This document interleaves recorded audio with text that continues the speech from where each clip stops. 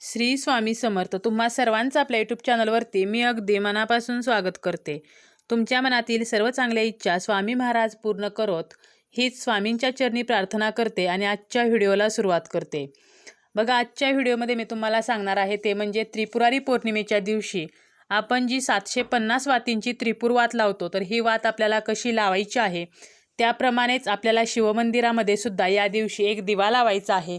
आपल्या जीवनातील दुःखे, पापे, आपल्या जीवनातील अंधकार नष्ट व्हावा, तर या दिवसासाठीच आपण या दिवशी त्रिपुरारी पौर्णिमेची त्रिपुरवात ही लावत असतो.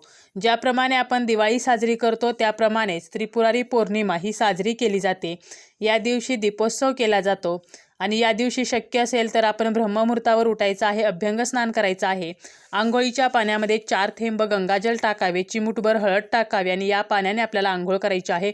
त्याप्रमाणेच आपला मुख्य दरवाजा जो आहे तर तो स्वच्छ करून दरवाजावर स्वस्तिक काढून, त्याप्रमाणेच उंबरटा जो आहे तर याला हळदीचं लेपन करून आपल्याला मुख्य दरवाजाने उंबरट्याची पूजा करायची आहे. यानंतर देवपूजा करायची आहे. त्यानंतर आपल्याला देवांना या दिवशी विधिवत अभिषेक करायचा आहे. त्याप्रमाणेच गणेशाची आणि शिवलिंगाची सुद्धा आपल्याला विधिवत पूजा करायची आहे, त्यांना अभिषेक करायचा आहे. आणि हा अभिषेक करताना आपल्याला ओम नमः शिवाय म्हणजे पुरुषांनी ओम नमः शिवाय आणि स्त्रियांनी नमः शिवाय या मंत्राचा जप करत हा अभिषेक करायचा आहे.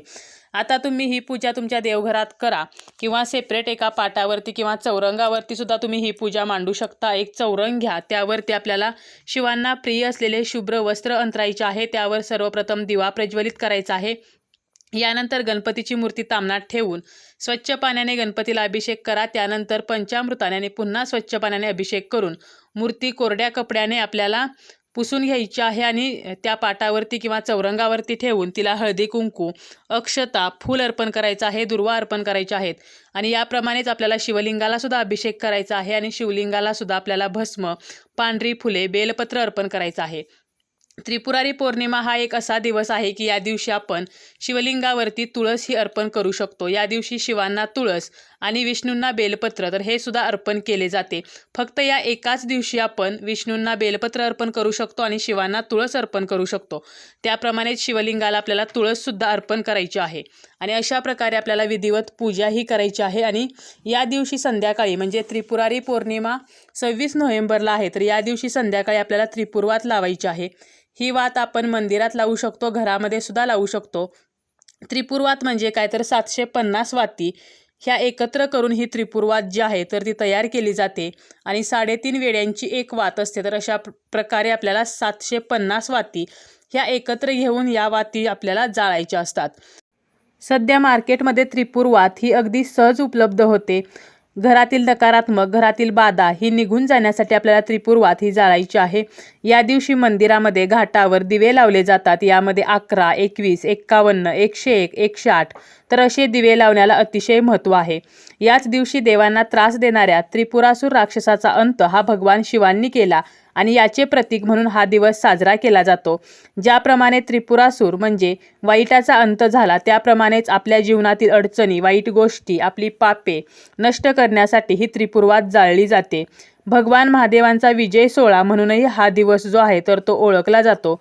4 महिन्याच्या चातुर्मासात विष्णू निद्रावस्थेत असताना त्रिपुरासुराने सर्वांना सतावून सोडले होते आणि शेवटी भगवान शिवांनी त्याचा वध केला. त्याचा दुष्टपणा, अहंकार याचाही अंत झाला. तर या दिवशी महादेवांना आपण अगोदर सांगितल्याप्रमाणे तुळस ही अर्पण करू शकतो. तसेच महादेवांना आपण बेलपत्र अर्पण केले तर वैकुंठ प्राप्ती होते. फक्त त्रिपुरारी पौर्णिमेलाच आपण विष्णूंना बेलपत्र अर्पण करू शकतो. त्यामुळे आवर्जून या दिवशी विष्णूंना बेलपत्र आणि महादेवांना तुळस ही अर्पण करा. आणि त्रिपुरवातीचा जो संच मिळतो तर तो आपल्याला तुम्ही विकत आणा किंवा तुम्ही घरीसुद्धा त्रिपुरवातीचा म्हणजे त्रिपुरवाती ह्या बनवू शकता. आणि या त्रिपुरवाती ज्या आहेत तर ह्या जेव्हा आपण जाळतो तर त्यासोबतच वाईट गुण, मत्सर, अहंकार तर हे सुद्धा आपल्यामध्ये जे दुर्गुण आहेत तर ते आपण जाळून टाकायला हवेत. आता ही जी त्रिपुरवात आहे तर ही कशी लावायची, तर तुम्हाला काय करायचं आहे, तुमच्या घराची जी पूर्व बाजू आहे म्हणजे ज्या ठिकाणी तुम्ही ही वात लावणार आहात तर त्या ठिकाणी जी तुमच्या घराची पूर्व दिशा आहे तर या ठिकाणी आपल्याला हे त्रिपुरवातीचं हवन जे आहे तर ते करायचं आहे. तुमच्याकडे जर हवन कुंड असेल तर तो घ्या किंवा तुम्ही विटांचा, मातीचा बनवू शकता किंवा तुम्ही मातीचा एक मोठा दिवा किंवा पंती घेतली तरी सुद्धा चालेल. आणि यामध्ये आपल्याला हे हवन करायचं आहे. यापूर्वी ज्या 750 वाती आहेत, जी त्रिपुर वात आहे, तुम्ही मार्केटमधून आणलेली असेल तरीसुद्धा ती आपल्याला तुपामध्ये भिजवू घालायची आहे. म्हणजे याचे हवन जे आहे तर ते व्यवस्थित होते. आणि ज्या ठिकाणी हवन करणार आहे तर त्या ठिकाणी आपल्याला सर्वप्रथम जमिनीची पूजा करायची आहे. हळद कुंकू अक्षता फूल अर्पण करून ओम श्री वास्तुपुरुषाय नमः तर हे आपल्याला मनामध्ये म्हणायचं आहे. आणि यावरती आपल्याला हवन कुंड हे ठेवायचं आहे.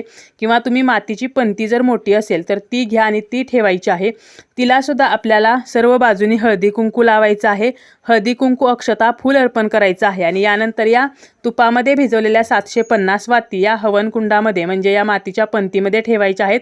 आणि त्यासोबत आपल्याला कापूरसुद्धा ठेवायचा आहे आणि तो कापूर आपल्याला प्रज्वलित करायचा आहे.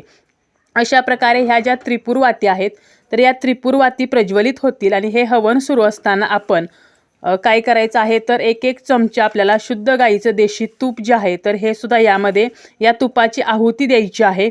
आणि तुम्ही ही आहुती देत असताना ओम श्री त्रिपुरांतकाय नमः स्वाहा तर असं सुद्धा म्हणू शकता. तसेच तुम्ही तुमचा जो कुलदेवतेचा मंत्र आहे तो किंवा नवार्णव मंत्र किंवा माता लक्ष्मीचा मंत्र 11-21 वेळा म्हणत शुद्ध तुपाची आहुती जी आहे तर ती देऊन हवन करू शकता. यामुळे घरातील नकारात्मकता नष्ट होते, घरामध्ये शांतता राहते, समस्या कमी होतात. आणि अशा प्रकारे ह्या त्रिपुरवाती ज्या आहेत तर त्या आपल्याला पूर्णपणे जाळायच्या आहेत. आणि त्यानंतर हे हवनकुंड आहे तर ते शांत होऊ द्यायचं आहे. त्यानंतर या हवनामध्ये जी त्या वातींची राख उरणार आहे तर ही जी राख आहे तर ती आपण आपल्या कपाळावरती लावू शकतो. तसेच ही जी राख आहे तर ती आपण शिवलिंगावरती सुद्धा लावू शकतो. आपल्याला माहीत आहे की महादेवांना भस्म हे अतिशय प्रिय आहे. आणि अशा प्रकारे या त्रिपुरवाती जाळल्यानंतर हीच त्रिपुरारी पौर्णिमेची जी पूजा आहे तर ही अशा प्रकारे करायची असते. आणि यानंतर दुसऱ्या दिवशी ही पूजा उचलायची आहे. म्हणजे दुसऱ्या दिवशी तुम्ही ते पंती वगैरे उचलू शकता. आणि तुम्ही जे पूजेमध्ये साहित्य वगैरे वापरलेलं आहे म्हणजे आपण जे अक्षता वगैरे गणपती बाप्पांना अर्पण केलेले आहेत, फुले अर्पण केलेली आहेत तर हे सर्व आपल्याला निर्माल्यमध्ये विसर्जित करायचं आहे. आणि मातीची पंती तुम्ही स्वच्छ धुवून इतर गोष्टींसाठी ती वापरू शकता. तर अशी थोडक्यात आणि साध्या आणि सोप्या पद्धतीने आपल्याला त्रिपुरारी पौर्णिमेच्या दिवशी शिवांची, गणपतीची आणि आपल्या देवघरातील देवांची विधिवत पूजा करायची आहे. आणि त्रिपुरवाती या आपल्याला घरामध्ये जाळायच्या आहेत. त्याप्रमाणेच आपण शिवमंदिरामध्ये सुद्धा या त्रिपुरवातीचा जो संच आहे तर तो घेऊन तुम्ही शिवमंदिरामध्ये सुद्धा एक दिवा जो आहे या दिव्यामध्ये ह्या वाती ठेवा, त्या तुपात भिजवून ठेवा. तुम्हाला शक्य नसेल तर तुम्ही तेलाचा वापरसुद्धा करू शकता. तूप किंवा तेल तुम्ही वापरू शकता. आणि या वाती एकत्र घेऊन त्याचा बंच करून त्याला एक टोक काढून तुम्ही तो दिवा जो आहे तर तो प्रज्वलित करा. आणि असा एक दिवा शिवमंदिरामध्ये आवर्जून आपण या दिवशी लावू शकतो. किंवा नदी किनारी घाटावरती सुद्धा तुम्ही हा दिवा जो आहे तर तो लावू शकता. नक्कीच तुमच्या जीवनामध्ये जी काही संकटे आहेत, दुःखे आहेत तर ती दूर व्हायला मदत होते. तसेच या दिवशी आपल्याला मांसाहार, मद्यपान या गोष्टी वर्ज्य करायच्या आहेत. भांडण, कलह, कोणालाही अपशब्द बोलणे, अपमान करणे या गोष्टी टाळायच्या आहेत. चुकूनही या दिवशी काळे वस्त्र परिधान करू नका. शक्य असेल तर दिवसा झोपू नका.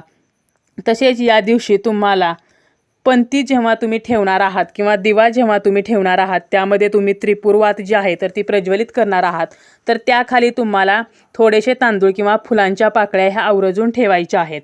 या दिवशी तुम्ही नवार्णव मंत्राचा जप करू शकता. महालक्ष्मी अष्टकम, श्रीसूक्तम, कनकधारा स्तोत्राचे पठणसुद्धा करू शकता. माता लक्ष्मीला प्रिय असलेल्या खिरीचा नैवेद्य तुम्ही या दिवशी बनवू शकता. मग तुम्ही तांदळाची खीर बनवा, शेवयाची बनवा किंवा रव्याची खीर बनवा. आणि यामध्ये थोडंसं केशर हे जर आपण घातलं तर अतिशय उत्तम.